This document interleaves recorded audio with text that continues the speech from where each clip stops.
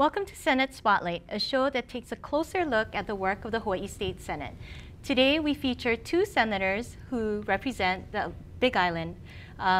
Today we have Senator Gil Kahele, who represents Ka'u, Puna, and Hilo, and Senator Malama Solomon, who represents the areas of Waimea, Hamakua, North Hilo, Keaukaha, and Hilo.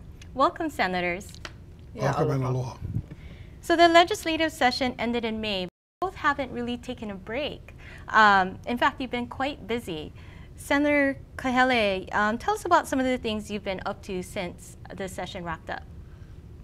Caroline, since the session adjourned, I've been going throughout the districts in my second senatorial district, Puna, and the very first talk story I had was out in Ocean View. So the area of my district stretches all the way from South Hilo to Ocean View. So I've been going throughout the different communities and having a legislative talk story and an update and informing the constituents about what what we did during the past session. And you've also been working with your Kona Wilderness, that Kona Wilderness project? The South Kona Wilderness Bill.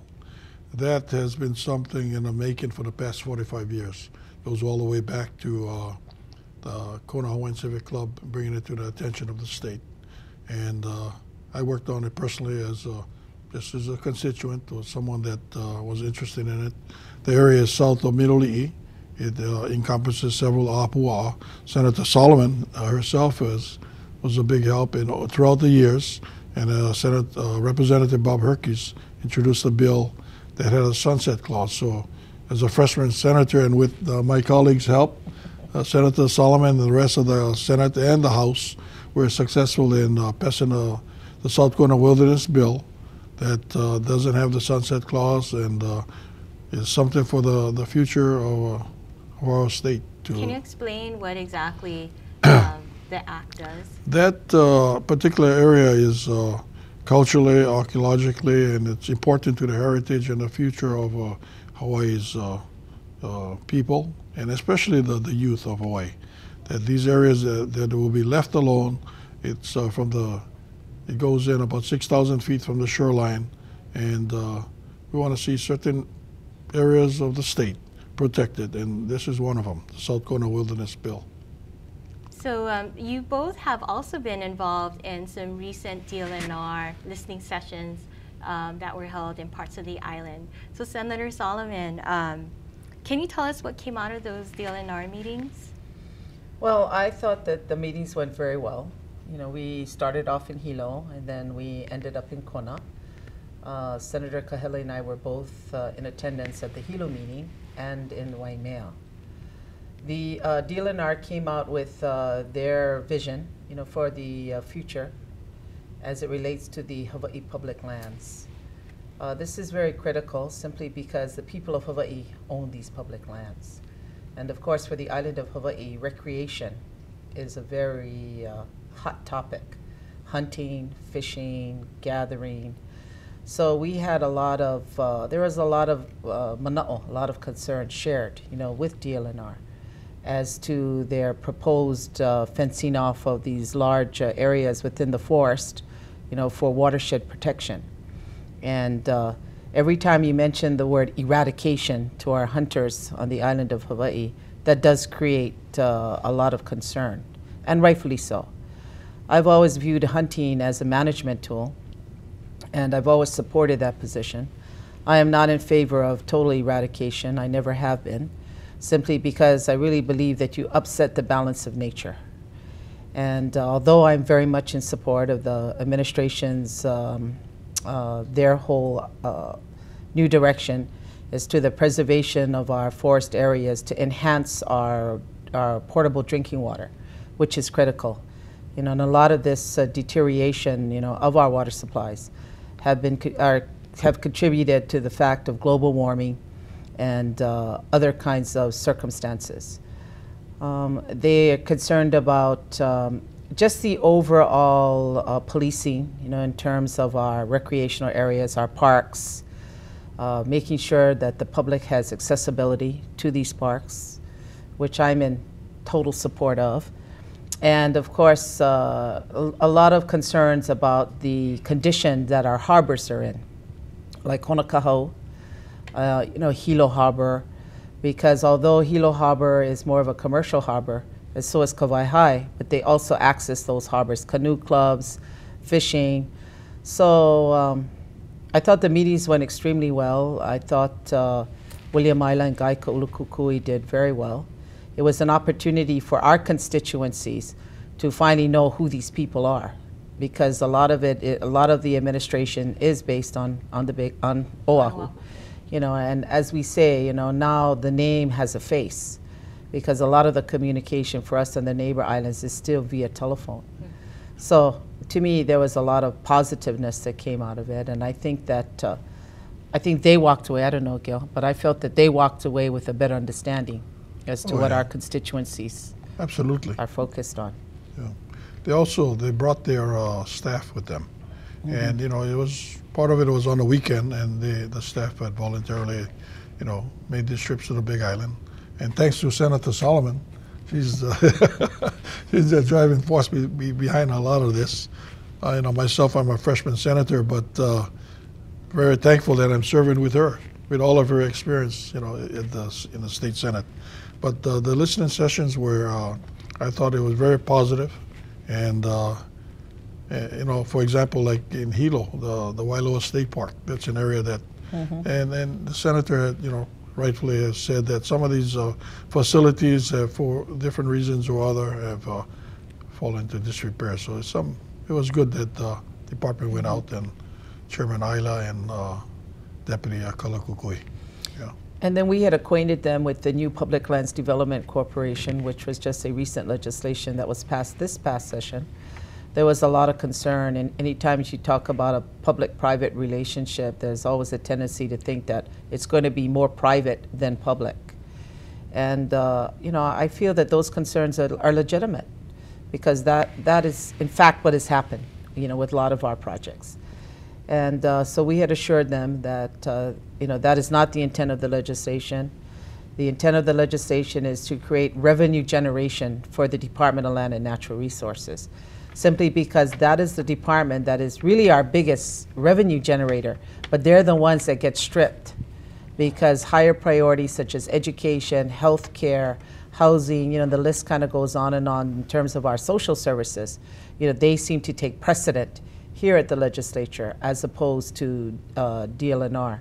So with this kind of thoughts that we had shared, I felt that the public finally, they finally got a clear understanding as to the direction that we're moving. And you talked about the PLDC. Can you give us an update of where that's at right now? Go ahead. Well, of course, we're still in what I would say an infancy stage, simply because we are, although the directors are online, but we still have to, promulgate the rules. And then, of course, I think that once the executive director has been selected, this would help expedite, the whole process. For me, I'm very excited about this piece of legislation. I think that it is something that is desperately needed. Just the fact that the public lands are, are well over 1 million acres, and to think that the state of Hawaii is in a state of fiscal deficit is kind of, gee, how did we get there? When we have this tremendous resource. And these public lands are situated in these prime areas that could really create revenue generation, for the state of Hawaii. And that is my hope in the future. Senator Kahele, you had some thoughts about the opportunities PLDC could offer in your district. I have to echo what Senator Solomon has said. This past legislative session, I believe that's one of the important legislation that came out of the 2011 session. And thanks to Senator Solomon and Chairman of the Waterland, Senator Dela Cruz, working on this particular bill that became law. And it opens up the opportunity, because the Department of Land and Natural Resources, as the senator says, there's 1-point-something million acres. And the department, because of the dire straits that the state is in, a lot of the facilities are under disrepair and so forth. So this gives with the public and private partnership, an opportunity to repair these facilities and where the state can generate income. I know there's other details that have to be worked on, but in times like this, I think we all need to work together and this is an avenue, the Public Land Trust. And it's been formulated and they're working together. There's a five-member commission, one appointed by the speaker and one appointed by the president and three from the governor appointed. So an example would be in my area on the Big Island, both of our areas actually. The Banyan Drive is one example that needs to be looked at. I know it's been studied and to death. To death.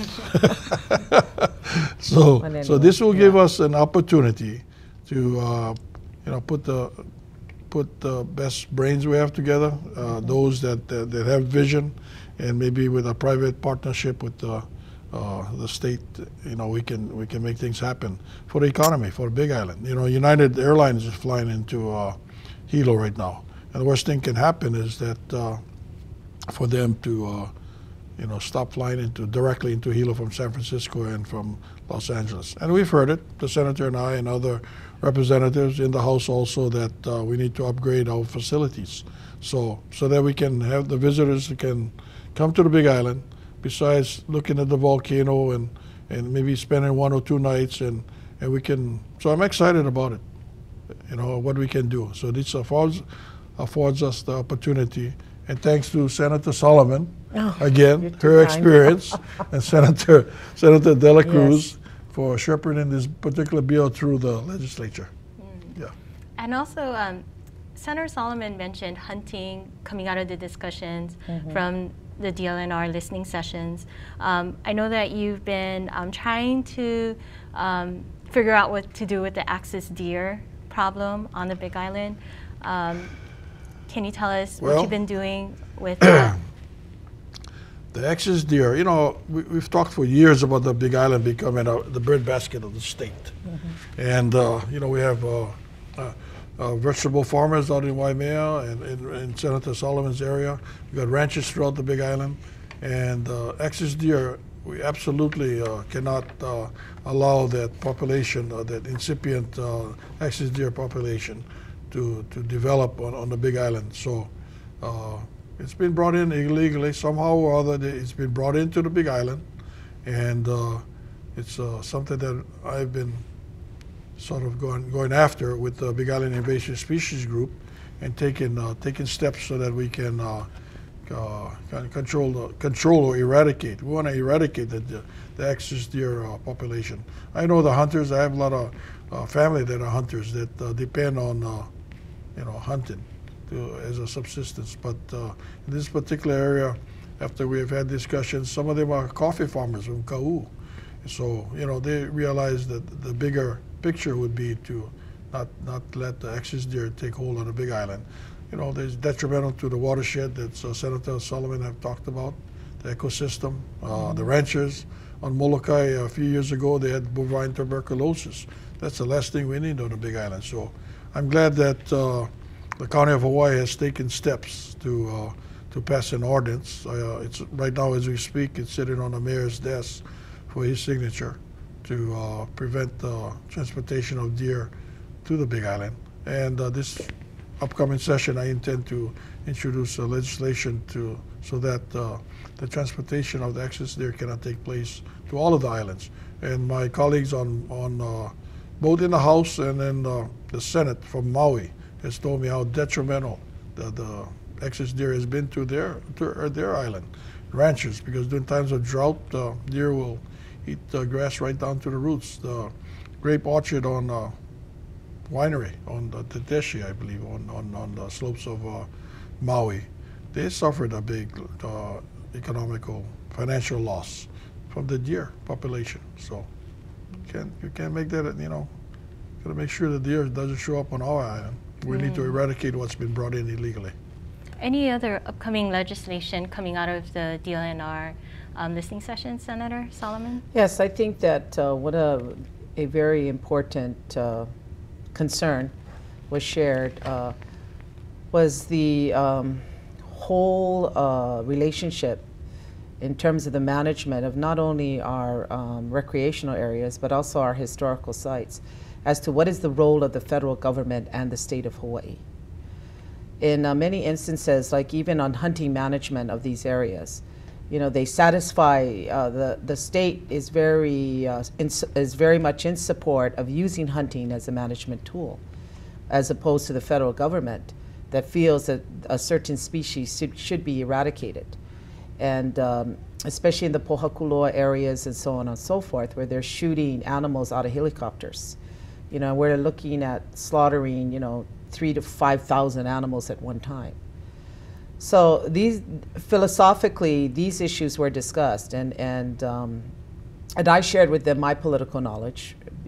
I told them that it was really during the Ariyoshi administration that a lot of our management of our endangered species was given over to the federal government, and it all kind of boils down to the definition of harm, as to harm to the environment, harm to the endangered species.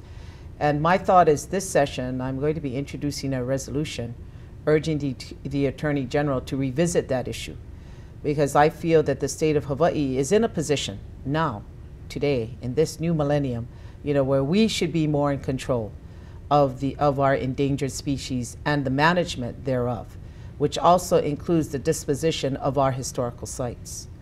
So this is a policy decision that the legislature must revisit with the judiciary, so that we can get a hand as to the direction, as to where we're going, with the use of our public lands. I'm switching gears now. The Good, Native Hawaiian, I'm ready to switch gears. The Native Hawaiian Recognition Bill being signed into law was historic for the Hawaiian community. And Senator Solomon, can you tell us what this means to them? Well, I think we're well on our way with the bill. As you know, the governor did appoint the Roll Call Commission. It's chaired by Governor John Waihe'e, who I feel very confident in his ability in terms of leading and providing the proper direction and getting the roll call put together immediately, so that they can comply with the deadlines are quite severe. In terms of the legislation, that they're supposed to be able to provide that information before the next legislative session. So they're really on a critical deadline. I feel that once that is done, then the whole intent of the legislation is to encourage the Hawaiian people to start to organize themselves politically, whether it be through convention or however they feel would be appropriate, and to really start to discuss the issues of self-governance as it relates to self-determination. I feel that the bill, now that people, not only the Hawaiian people, but the public as well, as they understand the meaning of the legislation, they can see how beneficial that this legislation is to the state of Hawaii in terms of our economic future. And so I'm very pleased in terms of how it's working. And I look forward to the next legislative session to see how far they have come with it. Senator Kahele. I think it's a huge step for the Hawaiian people. Senator He and Senator Solomon played a huge role in that particular bill, and I'm real happy about the Roll Call Commission and Governor John Waihe'e being a part of it also. He goes way back though. In the Hawaiian movement. So thankful about that. And I look forward to good things happening in the next session. And federal recognition, I'm sure, will follow suit. That's the whole goal and the objective of the bills. So the next immediate step is for people to get their name onto the roll call. Right. Mm-hmm. And the deadlines will be announced soon, or has it been? Well, there's a lot of lists that are there now, because if you have applied for Hawaiian Homes, your name is automatically transferred to the roll call. If you have, registered in Ko'inoa, for example, your name would automatically be switched to the roll call. It's just a matter of getting the software and the hardware and that computer rolling, to start to consolidate the lists. And then, of course, if your name is not there, there is nothing prohibiting the commission to come up with a way of how, through organizing the Hawaiian communities of how they can enhance the role. So it's not really a dead end. You know, I think that the role will continue to evolve. And then, so you talked about, you know, the upcoming session. Anything for you, Senator Kahele? Well, you know, an issue that I'm on the Agriculture Committee with Senator Nishiara. I'm the vice chair. An issue that I will be pursuing will be the infestation of the coffee on the Big Island. You know, we've heard about Kona coffee. Now there's, you know, it's kind of gotten over to the Kau district. That's another, you know, an area that I represent. The coffee berry borer is something that that is a huge issue. It can be huge financial losses to the farmers. So it's something that I'll be involved with legislatively. And Senator Solomon, a recent report by the U.S. Census Bureau shows that there's been an increase in the 60-plus population on the Big Island. Any thoughts on that? Well, that's why I'm involved. I'm now involved with a suit at the Hawaii Supreme Court as we're looking at the whole question of the reapportionment. And of course, I strongly believe that the island of Hawaii deserves a 4th Senate seat. We had a increase, 30% of our population increase on the island of Hawaii. We have certain statistics that are really critical in terms of how it affect our legislations on health care and being able to provide those kind of services, simply because, yes, we do have an aged population. And of the aged population, we do have a majority of them are females.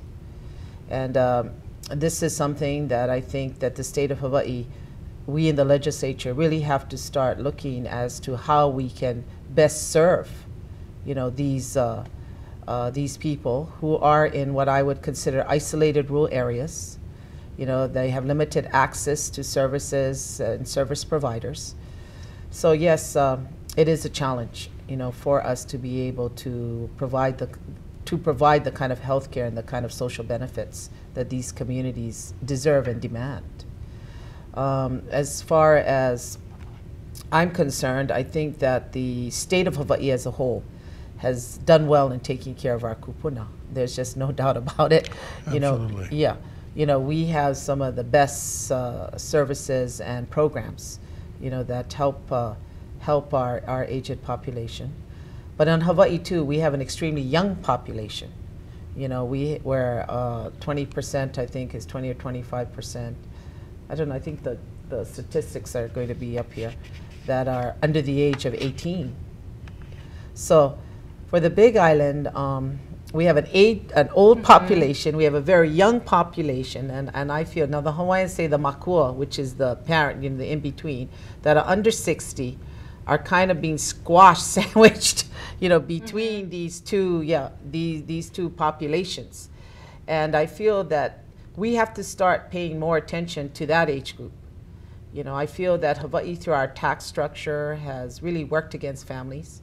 I think that has to be revisited. I have a piece of legislation that I will be introducing next session and taking to the caucus, to the Senate, and hope to get some support on it, to revisit the whole income tax structure. I think that the transit accommodation tax is something that we have to revisit. We have to look at major policies in terms of our statewide education system, you know, which of course is all of our public school system, as well as the University of Hawaii. I am definitely introducing a bill to try to reinstate, where the legislature and the governor play a much more active role in the selection of our Board of Regents. I think how it's working now is not working. You know, this is why we went back to an appointed, we're now with an appointed school board. Because the Board of Regents went opposite of that, and it's not working for me. I feel that there's a great disconnect between myself as the senator and the individuals that are the regents, and this has to be restored, because no matter what, education is the key to any state's success for the future. You know, and this is a very strong mandate for the senator and I, who we represent what I consider, most of our communities are still classified as rural. Yeah, as rural. It's really only Hilo that's really classified as an urban core. So these are our challenges on the neighbor islands. And if I may, I'd like to just add, and of course, both he and I are very strong proponents of the development of geothermal energy. I feel, Absolutely. yeah, that is going to be, to me, the economic salvation of the state of Hawaii. It doesn't really take a genius to figure this out, right. that we're paying the highest rates in the nation, Yep. over 40 plus cents a kilowatt. Yep. With geothermal energy, we're going to be down to 8 cents. Now, that's how you stimulate an economy. That's how you attract business. Because in order to get your economy off and running, the key is you need water, a cheap energy supply, and land availability, which is what the big island has to offer. The missing component is the energy component. So my thoughts are this: if the rest of the state is not ready to embrace geothermal energy, I think the big island of Hawaii should be the county that should embrace and get everybody on that power. Yeah. And if you want to call us the pilot program or whatever it is, so be it. But it's critical. Otherwise, you're going to see our children leaving the state of Hawaii. They're going to look to other states for their opportunities. And I think that's a pretty sad state of affairs. There's already a Thank you very much, Dr. Solomon. You're very welcome, my dear. Mua kako. But there's already a geothermal plant on the Big Island, right? A small one. A small one. It's producing about 30 megawatts. It could produce up to 200 megawatts. So it's something that we both agree, Yeah. and There's others. lots of potential there. There's a huge potential. Huge. And that Yeah. should be a big initiative. I'm supporting the governor's initiative to expand the PUC to include the neighbor islands as part of the PUC. And this was one of the bills that we lost at the last moment, last session. And I'm hoping that it would be a priority for the Senate to put that bill back on the table for consideration. Well, thank you, Senators, for coming on to Senate Spotlight and sharing your thoughts and letting us know what's happening on the Big Island.